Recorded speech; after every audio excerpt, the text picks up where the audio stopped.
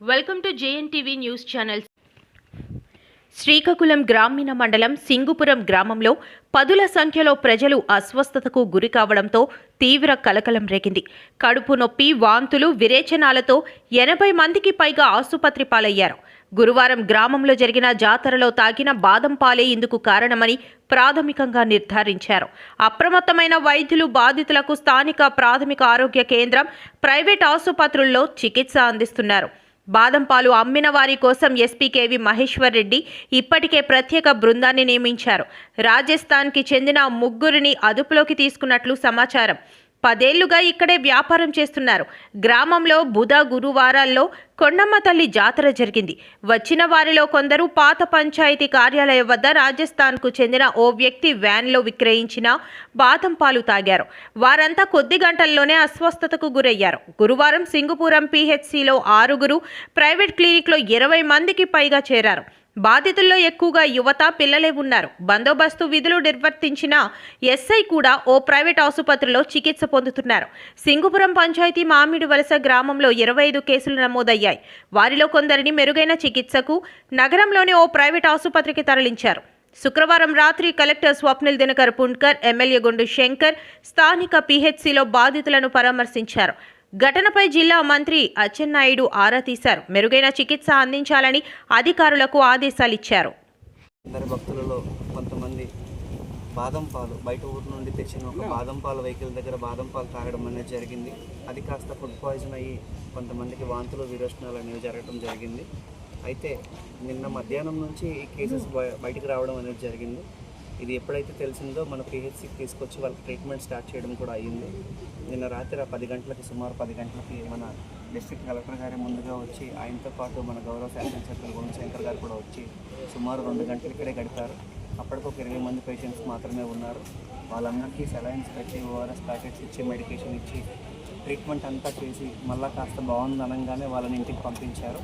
నిన్నటి నుంచి ఇవాళ వరకు ఈరోజు మళ్ళీ కొత్తగా మరొక 27 మంది కేసులు వచ్చారు. వాళ్ళకు కూడా ట్రీట్మెంట్ చేయడం జరిగింది. అందరూ కూడా ఇప్పుడు కోలుకుంటున్నారు. ఎవరు కూడా తారాస్థాయిలో ఇబ్బంది పడేదైతే ఏమీ లేదు. కానీ కొంతమంది బయట పార్టీ వాళ్ళు దీన్ని తప్పుగా ప్రచారం చేయడం మొదలుపెట్టారు. 200 కేసులు 200 కేసులు అని చెప్పి ప్రజలను భయభ్రాంతులను చేస్తున్నారు. ఇదంతా దుష్ప్రచారం అండి. మొత్తంగా కలిపి సుమారు 70 నుంచి 80 కేసుల కన్నా ఎక్కువైతే లేవు.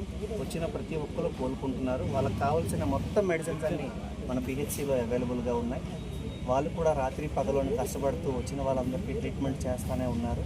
ఇప్పుడు ప్రజెంట్ 15 మంది మాత్రమే ఉన్నారు బెడ్స్పై. వాళ్ళని కూడా ఇప్పుడు డిశ్చార్జ్ చేసి పంపిస్తారు.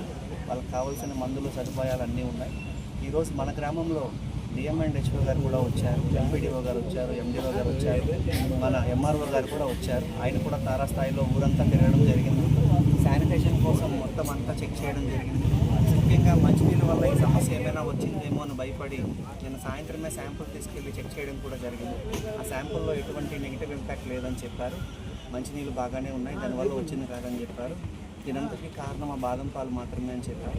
అందుకని ఆ బాదం పాలు ఎవరైతే అన్నారో ఆ వ్యక్తిని పట్టుకోవడానికి ఆల్రెడీ శ్రీకాకుళంలో ఉన్న బాదం పాల వెహికల్ అందరినీ కూడా తీసుకొచ్చి రూరల్ స్టేషన్లో ఉంచడం జరిగింది. ఎంక్వైరీ చేస్తున్నారు. జేసీ గారు దీనిపై ప్రత్యేకంగా దృష్టి పెట్టి ఎంక్వైరీ చేస్తున్నారు. గవర్నమెంట్ అయితే అందరికీ అన్ని సదుపాయాలు అందించడానికి సిద్ధంగా ఉంది. ఈ విషయంలో మన గౌరవ శాసనసభ్యులు ప్రత్యేక ఇంట్రెస్ట్ తీసుకొని పొద్దున్న ఒకసారి, మధ్యాహ్నం ఒకసారి ఇప్పుడు కూడా కాల్ చేసి ఎలా ఉంది ఏంటని ప్రతిక్షణం విషయాలు తెలుసుకుంటూనే ఉన్నారు. ఇక్కడికి వచ్చిన వాళ్ళు ఎవరు కూడా ఇక్కడ ఉండిపోలేదు. అందరూ డిశ్చార్జ్ అయిపోతూ 3 అవర్స్లో ఇంటికి వెళ్ళిపోతున్నారు. సర్వీసెస్ చాలా బాగా అందిస్తున్నారు. మిగతా ప్రజలు భయపడకుండా ఎవరైనా ఇబ్బంది పడే వాళ్ళు ఉంటే వాళ్ళు కూడా ఇక్కడికి వచ్చి ట్రీట్మెంట్ చేసుకోవాలని మరొకసారి అందరికీ తెలియజేస్తూ, ఈ అవకాశం ఇచ్చిన పెద్దలందరికీ కూడా మరొకసారి ధన్యవాదాలు తెలియజేసుకుంటూ, పాత్రికేయ మిత్రులకి మీ ద్వారానే ఒక మంచి అయినా చెడైనా ప్రజల్లోకి వెళ్తుంది కాబట్టి పొద్దున్న చెప్పిన ఫేక్ ఇన్ఫర్మేషన్ 250, 300 కేసులు అనేది చాలా తప్పండి. అంతమంది అయితే ఇక్కడ లేరు. దయించి మీ ద్వారా ప్రజలకు నిజం తెలియాలి కాబట్టి మిమ్మల్ని అందరినీ ఇక్కడ పిలిపించడం జరిగింది.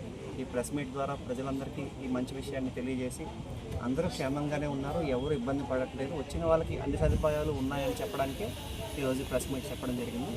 సంతోషం. జై హింద్.